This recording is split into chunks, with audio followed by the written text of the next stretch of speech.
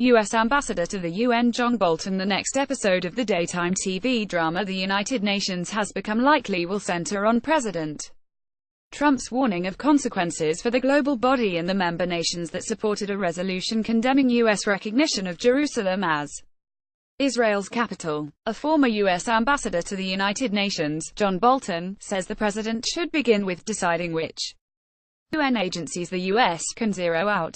Then, he says, the U.S. needs to look at which agencies we can withdraw from.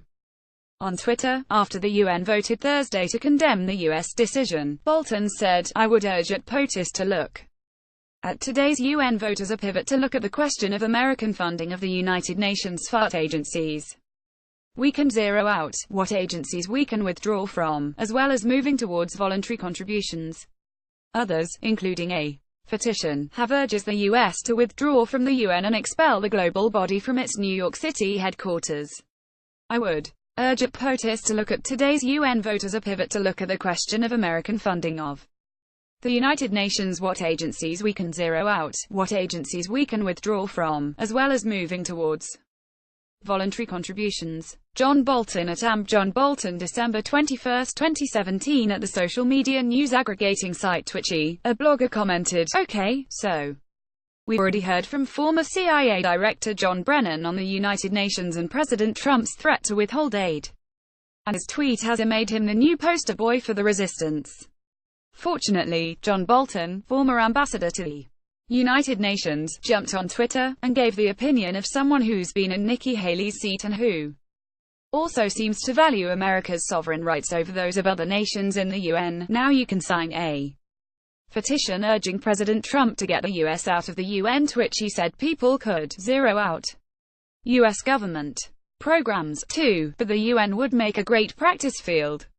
The far-left Brennan, the CIA director under Barack Obama, lashed out at the current administration for outrageous actions in the UN on Thursday. 128 nations supported the Muslim-led resolution condemning the U.S. decision on Jerusalem. 9 nations opposed it and another 35 abstained. Trump had warned before the vote that it could affect U.S. aid. The U.S., a key provider of aid worldwide, provides 23% of the UN budget, making it by far the largest contributor. Supporting the condemnation were traditional American allies such as France and the United Kingdom, Israel, and less influential members, such as Honduras, Guatemala, Micronesia, Nauru, Palau, Togo, Tonga and the Marshall Islands, joined the U.S. in voting against it.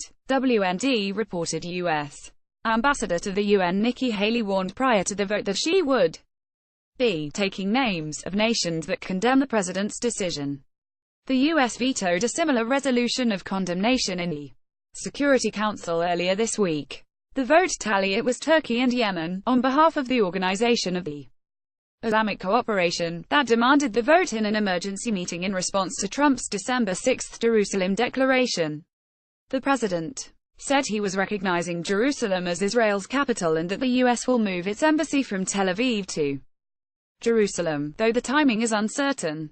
He explained the decision was nothing more or less than a recognition of reality, and that the move should not be interpreted as a departure from the U.S. stance of working toward a peaceful two-state solution to the age-old Arab-Israeli conflict.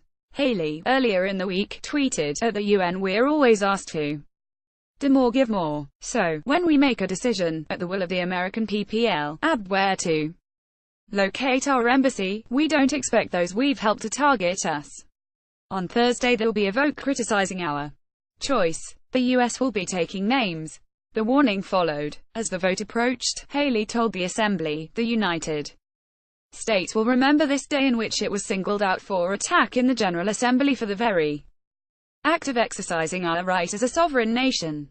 We will remember it when we are called upon to once again make the world's largest contribution to the United Nations. And we will remember it when so many countries come calling on us, as they so often do, to pay even more and to use our influence for their benefit. Now you can sign a petition urging President Trump to get the U.S. out of the UN."